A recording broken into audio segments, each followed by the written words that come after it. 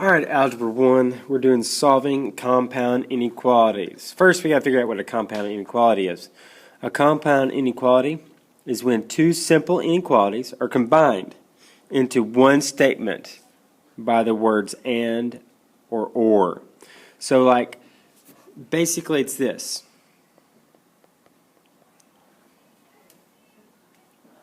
Two is less than x and less than 6. And that's what it's talking about. The or would be something like this.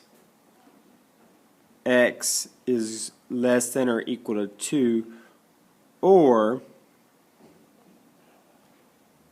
x is greater than or equal to 6. So those are compound inequalities. Now we're going to learn how to solve them. Let's see here for an example. Let's do 4 is less than or equal to x plus 2, which is less than or equal to 8. Okay, the first thing you're going to do is do just like you do equations. We're going to draw our lines. Now, these are still less than or equal to's, so go ahead and write those. Now we're going to solve it. It's just like solving equations. But remember what I said about equations. When you do something on one side, you have to do it on the other side. Well, on this one, if we do it on this side, then we have to do it to all three sides. So you end up getting x in the middle, 6 over here, and 2 over here. So x is bigger than or equal to 2, but less than or equal to 6. So let's graph that. Alright, so let's graph this. Alright, we have 2 and 6. So I'm going to start way over here. 0, 1, 2, 3, 4, 5, 6, 7, 8, 9, 10. Alright, so I'm going to circle 6. I'm going to circle 2. They're both or equal to, so I'm going to fill them in. Now, this one, just graph this one first. X is greater than or equal to 2. So that means to the right. So I'm going to shade in until I hit the dot on the right side. Once I hit that dot, I stop. Now I do this one. X is less than or equal to 6. That means I go to the left. So now I have my two inequalities graphed. This is called an intersection because they intersect in the middle. They touch each other. So this one went this way and the other one went this way. So they cross each other. So this is called an intersection. Let's do another one. Negative 5 is less than or equal to 2x plus 3 is less than 9. Draw our lines. We have less than or equal to and less than. We're going to subtract 3 from all three sides. So we get negative 8, 2x, and 6. Now we're going to divide by 2 on all three sides.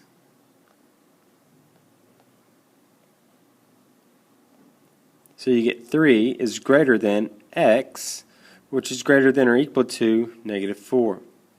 Now we're going to graph it. So, negative 5, negative 4, negative 3, negative 2, negative 1, 0, 1, 2, 3. Circle my 3. Circle my 4. Fill in the negative 4. Now, x is bigger than or equal to negative 4, so that means I go to the right. So then everything to the right until I hit the 3. Stop. And it says x is less than 3, so everything to the left. So this is another intersection. Alright, let's do another one. Here's an or statement. Negative 4 plus a is greater than 1, or negative 4 plus a is less than negative 3. So we're going to do this the same thing, same way. We're going to draw our lines. And then we're going to add 4.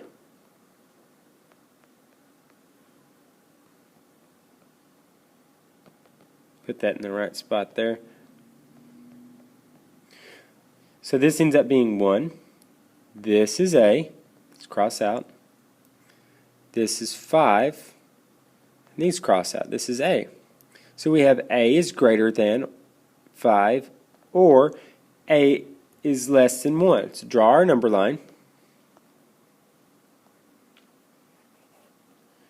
There's 1, 0, 2, 3, 4, 5, 6. Circle 5, circle 1. Now this says A is greater than 5, so I'm going to color in to the right. This one says A is less than 1, so I'm going to color in to the left. Now we have something that's called an OR situation. So in other words, it's actually called a union.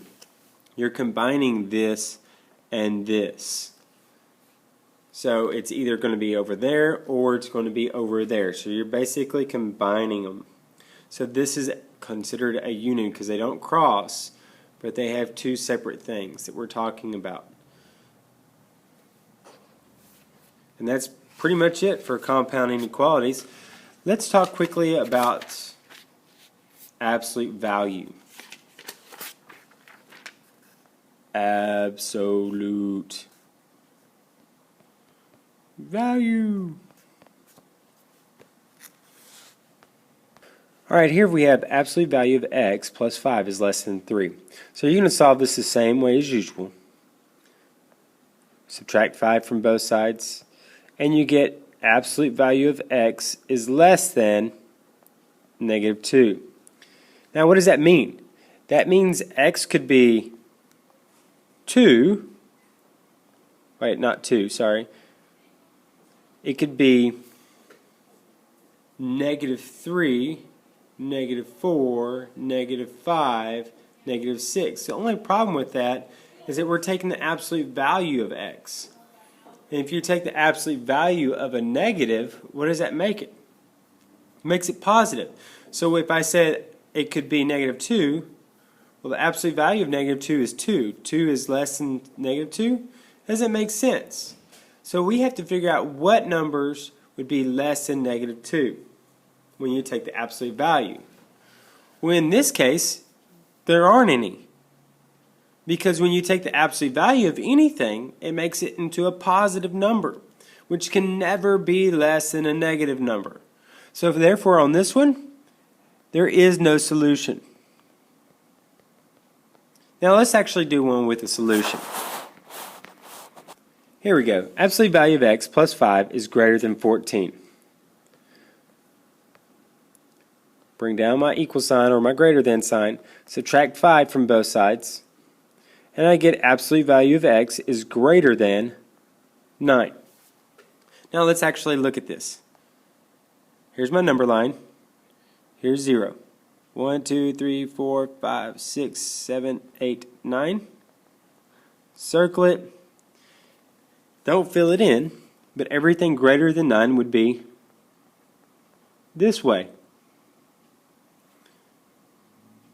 Now, remember what I said about absolute value.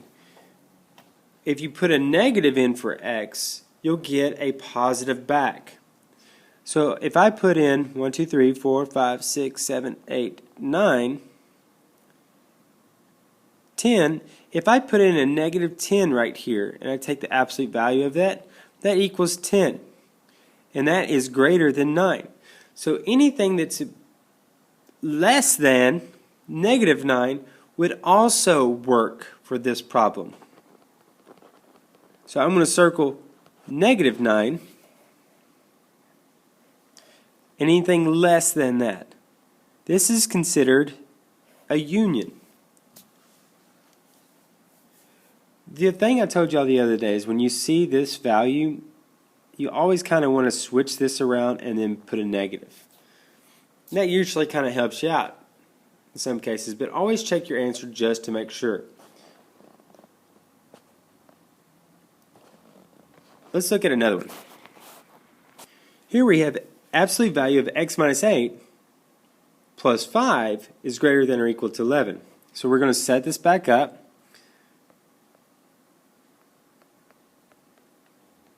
I'm going to subtract 5 from both sides. And I get the absolute value of x minus 8 is greater than or equal to 6. Now, that means that this is 0, 1, 2, 3, 4, 5, 6. Circle it.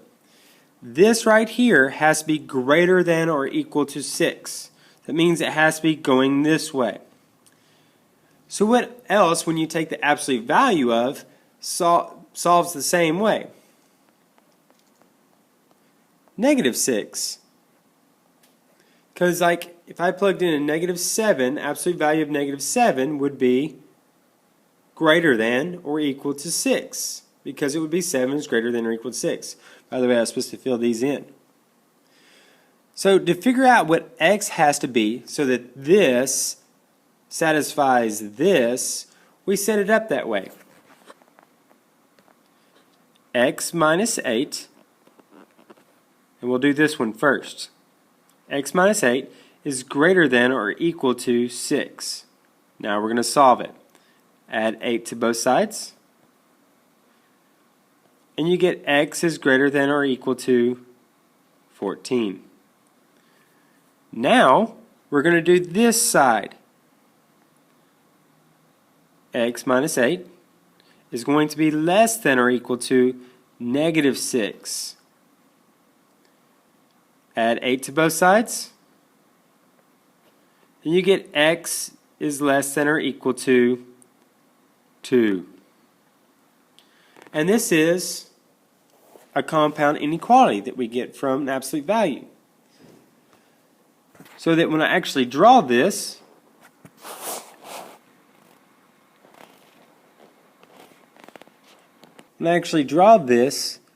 I get 0, 1, 2, 3, 4, 5, 6, 7, 8, 9, 10, 11, 12, 13, 14. I circle 14, and it includes it, everything greater than, so I shade into the right. Less than 2, circle 2, shade it in, and everything to the left. And here's another union, a compound inequality we get from the absolute value. Alright, I'll see y'all tomorrow and we'll practice this in class. The end.